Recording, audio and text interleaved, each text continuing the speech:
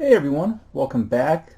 This is the first video I'm filming on a new laptop. I broke my old one. I have been using a MacBook Air for over 5.5 years, and one day the left shift key would not work. The laptop thought it was constantly being pressed down, which meant it was always booting into safe mode. It was supposed to be a very simple fix. I've watched tons of YouTube tutorials, read online tutorials. I bought the keyboard, bought the special screwdriver set, and I broke it. The display would not come on, and the device, the fan wouldn't stop turning. Eventually the fan would do a quarter turn, which I read was a serious problem, which required the I/O board being replaced. And I already spent like 50, 60 bucks on the other stuff. That would have been another 90. So instead I recycled it and I bought the cheapest laptop I could find. And if you don't believe me, this is an Aspire E15. Go on Amazon. When I bought it, it was about $300. However, in the reviews, people said if you swap out the RAM and you get a new hard drive, it's not a bad laptop. And I gotta say, they're right. It was about 80 bucks in upgrades. And one thing I was surprised with is the battery on this is surprisingly good. It does go about 10 hours of moderate usage. But that really hampered things. I lost a bunch of videos. I actually recorded 2 book videos. I had a pickup video, I think a response video, and just something else. I do have the hard drive. It is, I think they're called M.2 hard drive. I just need an adapter. Might not ever upload the videos though, but I do have a ton of captured footage on there from games. So I broke out the old webcam, grabbed this laptop. However, this webcam, to use it, uses Logitech software, and that requires, or doesn't require, but in the corner, like I said, you'll see Logi, which is their software. However, I did get Vegas Studio Pro thanks to Corruption. He showed me the Humble Bundle it was involved with. I've been trying to use it, but compared to iMovie, which is what I was using to just do simple picture-in-picture, it's proven very difficult and convoluted. You would have noticed I did a comparison video with Soul Edge to Soul Blade, and that took me days to try to figure out. And this is a test run, like I said. I'm going to run this through Vegas. I'm going to try to insert video game footage kind of in this area, see if that works. If it doesn't, I'll just have to try something else. I'm not really sure what to do. I'm just so used to using iMovie. Hopefully this video will even be usable in Vegas. I have no idea. So if you don't see anything here, it's because I could not work it out. But I thought I would kind of just show some random pickups I got just to kind of get the ball rolling. I do have two nice packages coming in early July, and I will do unboxing videos for those. I haven't seen unboxing videos in a while, and they do have a variety of items I think are pretty neat.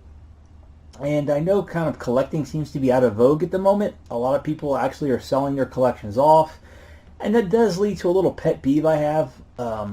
People in general, but in this case it's YouTube. It's like when someone quits smoking, and if they see someone is smoking, they kind of lecture them. Or when someone's on a diet for 2 days, they lecture someone on a diet. It's whenever someone sells their collection and begins to lecture the viewer on their items, right?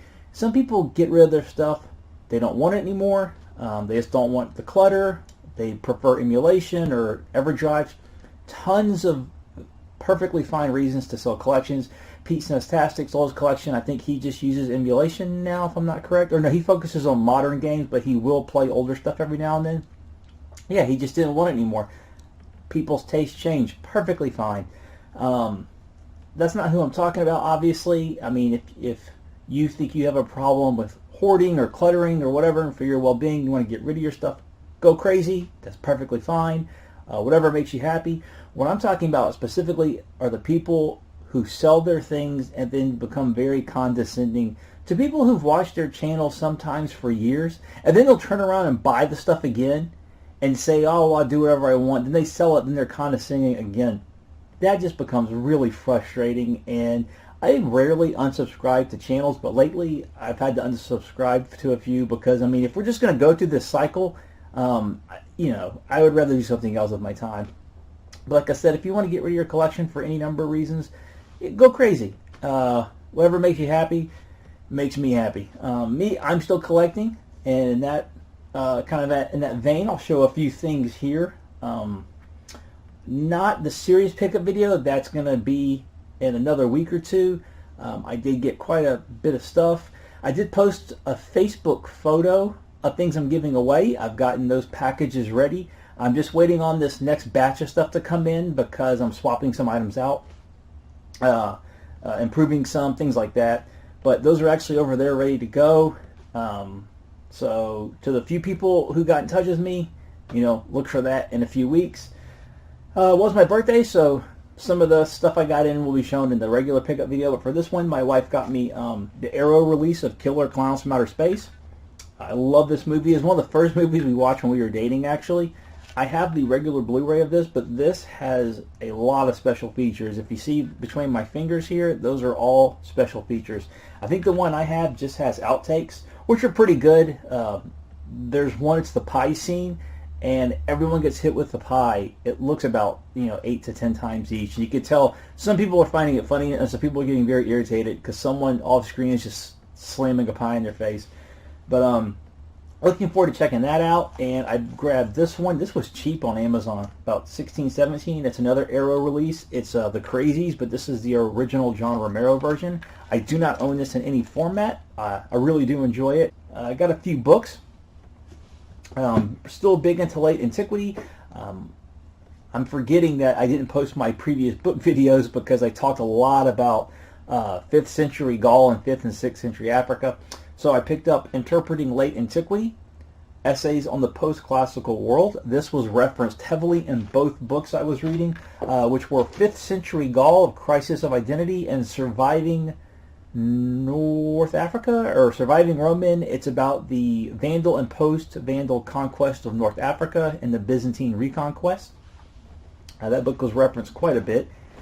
And I also got Chronology of the Ancient World. This is specifically from one reference in a book where it talked about how they date days and months and how different it was in the sense that one town might do it by their local town council. So when the town was first founded, it was year 1.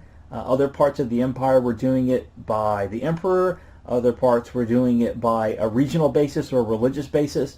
And this book actually goes into quite a bit of detail on all the various ways. Rome used their consuls for a long time, and they continue to do so actually into the 6th century. It just wasn't the primary means. Athens used their archons. So it goes into all that, the variety of methods, and all around the world. I don't know. I just find that really interesting. I think the last time that really affected anything was when they were fighting the Napoleonic Wars. I want to say the British and Russians actually showed up a few days apart because they used different calendars. And in antiquity, that was actually a much, much bigger problem, as I think that just kind of illustrated. There are so many means of which you could tell date, or really the date, not so much time. And this is called Dying on Foreign Shores, Travel and Mobility in the Late Antique West. This was referenced heavily in the North African book to show if travel was, someone just entered the room, to show if travel was common or less common. They try to use inscriptions to prove or disprove that it became easier or more difficult to trade, just to dispel or confirm common notions of travel in late antiquity.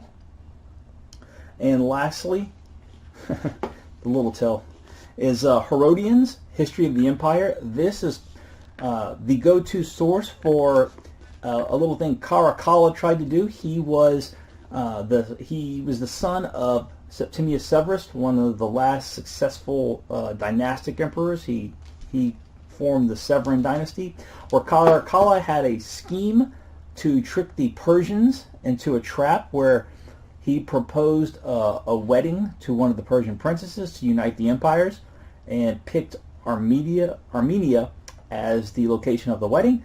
Of course, the Persians said no several times. Caracalla went to the extent of moving to Antioch and just showering them with presents till they said yes. And then he sprung a trap, which is very similar to the Red Wedding of Game of Thrones, in which Caracalla then ambushed the Persians and the nobility and tried to kill them all. And instead, that led to his downfall. But it's mentioned in a few sources, but this is the one that really focuses on it, because Herodian was from Syria. And so really looking forward to reading this. And lastly, kind of what I've gotten into is arcades. So you might have noticed this one is, nope, this is it. This is Soul Edge version 2 right here from Quarter Arcade. They were very responsive. Got the game within the same week. The price was really good too. That's version 2, which added some updates. That's the version that was ported to the PlayStation. That was like $60. They also have Tekken 1 for about 45 or 50. I might get last I checked. This is actually King of Fighters 2003. I got this for $40, and I thought it was a bootleg, and I compared it to scans of the original, or photos of the original, and I couldn't find any difference. And I noticed the ones on eBay that were 180 to 100 plus just were not selling, and so I guess it really is a very cheap game, but it actually came with the arcade manual, which I thought was pretty cool. Plays like an absolute dream, and the biggie that I got, if I can pick it up, is the Capcom CPS2 A and B boards. The A board is a US board, I want to say, and that is the black board at the bottom, and what you do is you pop off the top board, which is the B board, which is the game. This is X-Men Children of the Atom, which now that I have to spend time with it, since it's the only CPS2 game I have, I really enjoy it, and the combo system was kind of ahead of its time. I remember getting it for the Saturn, and I bought it at one of those very weird kind of markets that go to your town. We had at our civic center back when I was in high school. Periodically, we'd have these trade shows come in. I remember buying Children of the Atom for the Saturn and a telephone, playing Children of the Atom and getting beat so bad that I didn't want to play it anymore. I could not get past the third opponent. Like, the difficulty skyrocketed. But the phone I bought did not hang up. You would put it down, and the plastic mold wasn't big enough on the receiver to actually fully depress the button to hang the phone up. So you would put it down, and you start to hear the operator talking. So that gave me the excuse to return both items. They actually tried not to. They surrounded me. Like 6 guys immediately surrounded me, but my dad was with me, and he kind of made a scene. And they finally, begrudgingly, gave me back my like $25. But they acted like they were just, I was putting them out to get my money back for some stuff I didn't want. But in any event, very good game, and I'm playing it using an HAS, which you see here. That's the home arcade system. Picked this up off of the creator, who posts on the Shoot 'em Up forum, and one other one.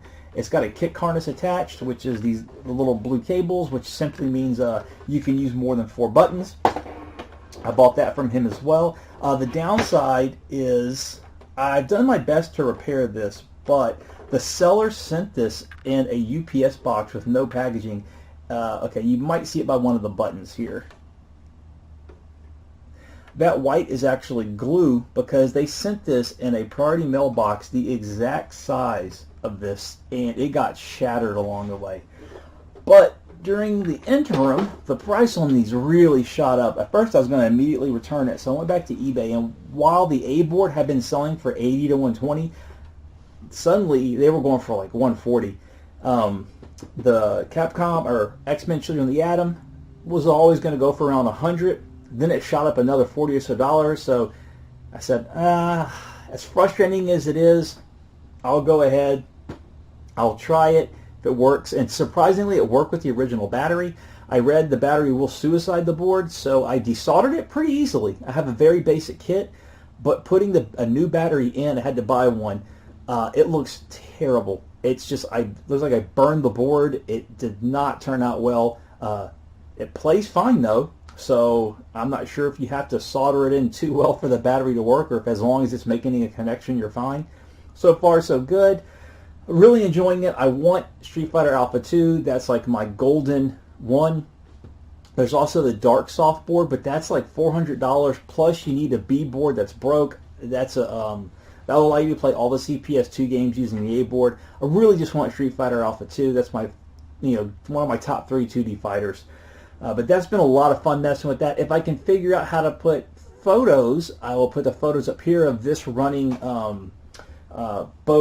I took photos of Children of the Atom and King of Fighters. I'll put that up there, and you can see my setup with my PVM. With Soul Calibur 2, you can see that footage in my comparison video. And sorry guys, I'm not Digital Foundry. Someone complained that, you know, not a fair comparison. I don't know what you want me to tell you. First time I'm using the software, I compared left and left, left to right, the intros. PlayStation version's got a lot more content, so it took a while to get through the menus. You know, did the best I could. I love Digital Foundry, but when you come here, that's just what you're going to get. But that's kind of the non-gaming stuff, or you know, or obviously arcade games are gamed, but not console stuff I've gotten in. Do have some console or some arcade-ish stuff I'm going to show, and that should be pretty soon. What I'm thinking of doing though is I recently got a new phone. This is the first time I've ever bought a phone. It's a Pixel 3a, and I'm thinking of recording a Neo Geo CD, which are over there. Collection video with it. I've never done something with a phone before, so I'm not sure if it's better to kind of do what Derek H does, which is you sit behind it and you record your hand moving it, or if you do the front facing and to show it and talk. I think the mic is on the front, so I'm gonna have to check that out. So I'm gonna record that. That probably won't have any footage because I'm not sure if I can actually move those files over to the laptop into Vegas. So like I said, all this is just a big test. I'm trying to see what I can do with this laptop and the software. Everything's taking much longer than it used to. I really miss iMovie. But, you know, thanks to corruption, I at least have a method of editing video, even if I'm lost over half the time. I'm not sure why it's as confusing as it is, but, oh, someone rejoined me here. I think she wants to talk. No, she was purring like crazy earlier. But that's all that this is going to be, just to check in, to show some recent pickups and to talk about where I've been. But good to be back, and I hope to be talking to everyone soon. See you then.